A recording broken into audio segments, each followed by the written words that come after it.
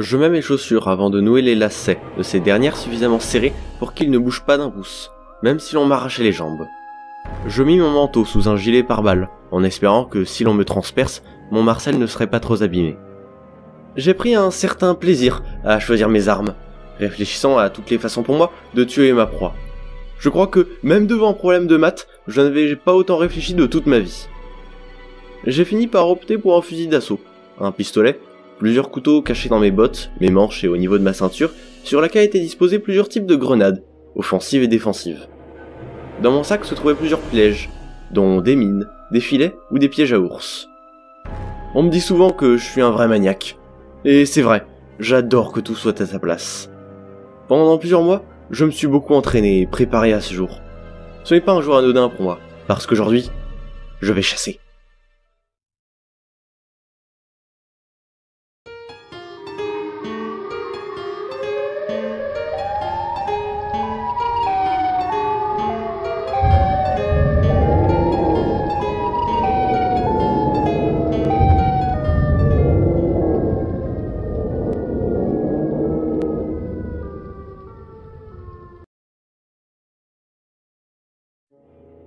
Siren Head. Vous en avez déjà sûrement entendu parler. À vrai dire, je suis comme vous. De ce que j'en ai vu, c'était des vidéos sur YouTube. Probablement des fakes, mais certaines d'entre elles disparaissent dans les tréfonds d'internet. C'est là la preuve qu'elles étaient vraies. J'ai obtenu de sources sûres l'endroit où se trouvait ce monstre, Siren Head. Aujourd'hui, c'est le grand jour. Un combat à mort entre moi et un monstre surpuissant. J'en ai des frissons. À vrai dire, je me rends compte qu'aux yeux des autres, je devrais avoir l'air d'un fou d'armes et d'adrénaline. Mais il n'en est rien. Je suis un chômeur depuis 3 ans. Avant, j'étais boxeur, mais je me suis fait virer pour une certaine faute professionnelle, qui s'est terminée à l'hôpital. Comprenez-moi, ça fait 3 ans que je me suis pas battu. Je me suis tenu à carreau pendant 3 ans. Pendant 3 ans, pas de bagarre dans un bar, pas d'incarcération, pas de procès. Pendant 3 ans. J'estime que je mérite au moins un combat digne de ce nom pour me récompenser de tous ces efforts. Je suis actuellement dans une grande forêt. Autour de moi, la vision est masquée par les arbres. À terre, j'aperçois un morceau de chair putréfiée. Je le pris et le mis dans ma bouche, sans doute inspiré par les films d'aventure. Mais ça ne donne à rien. D'ailleurs, ce morceau de chair était plutôt bon pour être honnête. Je crois qu'on dit que la chair humaine a un goût de poulet. Moi, je dirais plutôt de cochon. Ma chasse commençait à se transformer en promenade de santé, et je déteste ça. Énervé, je tire en l'air comme pour me faire entendre. Enfin, je sais pas si ce truc a des oreilles. Quoique les haut-parleurs, ça sert peut-être aussi d'oreilles et de bouche. Soudain, je mis dans une intense concentration. Il y avait quelque chose de pas clair, quelque chose que je n'expliquais pas. Pourquoi avait-on des oreilles alors que l'on pouvait aisément entendre les lettres dans la gorge et entendre dans la bouche ? Mes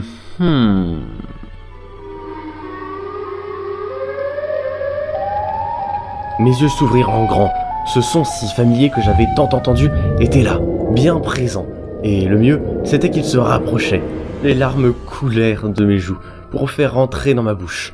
Je dégaine mon fusil pour l'épauler, tourner autour de moi à la recherche de n'importe quelle cible mouvante, mais rien. Pourtant, le bruit se rapproche encore et toujours, mais rien en vue. Je courus tout droit, espérant tomber sur quelque chose, mais rien. Il était introuvable. C'était de la provocation. Enfin, je sais pas si ce truc est assez intelligent pour en connaître le concept, mais c'en était. Il s'amusait avec moi. Comme quand un enfant arrache les pattes et les ailes à une mouche pour la laisser seule démembrée dans un coin de son jardin. Le niveau de mon stress atteint un niveau jamais atteint auparavant, alors que je ne vois toujours rien. Je repris mon calme bon gré mal gré. Je me courvis pour poser un piège, puis me remis debout.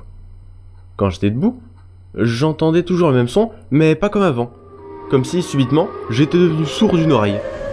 Je porte ma main à cette dernière comme pour confirmer un doute funeste. Et mon oreille gauche avait disparu, ne laissant derrière elle qu'un trou béant.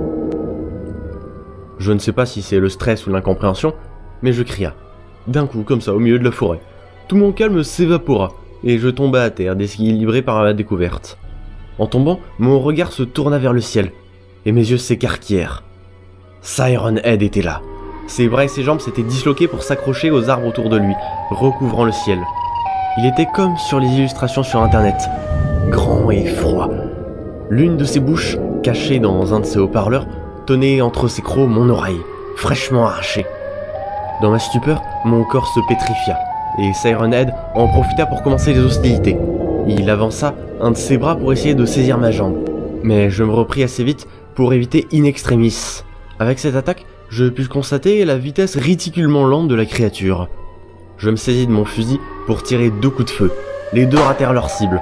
Le corps de ce monstre se camouflait parfaitement avec le tronc et les branches d'arbres. D'un coup de pied, il me désarma, et je fus projeté en arrière. Son cri retentit, comme pour signifier sa victoire, mais il n'était pas au bout de ses surprises avec moi. Je sortis mon revolver pour le pointer en sa direction, mais soudain, plus rien. Il avait disparu sans laisser de traces. Je ne l'avais lâché des yeux que depuis quelques secondes. C'était incompréhensible. Il avançait si lentement et maintenant, il disparaît en un clin d'œil. Je regardais en haut, en bas, à droite, à gauche, mais plus rien. Je ne voyais ni ne l'entendais plus. Il s'était évaporé. Tournant sur moi-même, je restais tout de même sur mes gardes, me rappelant de tous les témoignages que j'avais pu entendre sur lui. Sans prévenir, le bruit si significatif de Siren Head se fit entendre, à droite, puis à gauche, en haut et en bas. Les sirènes étaient partout, rendant mon sens de lui totalement inutile. Par réflexe, je partis à droite. Rester sur place ne m'aurait conduit qu'à la mort. Je courus quelques mètres avant de me voir placer sur un arbre une des sirènes du monstre. Cette dernière avait un câble accroché à elle et relié aux 4 directions que j'avais précédemment citées.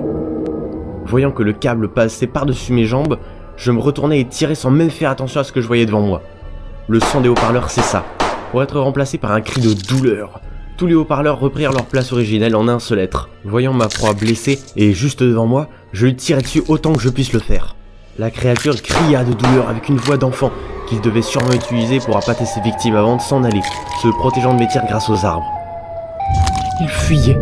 Siren Head fuyait. Un sourire se dessina progressivement sur le visage pour se transformer en rire de satisfaction. Sans attendre une seconde, je courus dans la même direction de lui. Étonnamment, je gagnais du terrain. Je levai mon bras pour essayer de l'attraper quand ce araignée traversa son corps. Mon pied heurta une racine et mon corps fut propulsé vers le sol. Mon arme se retourna contre moi pour rentrer dans ma bouche avant que je ne...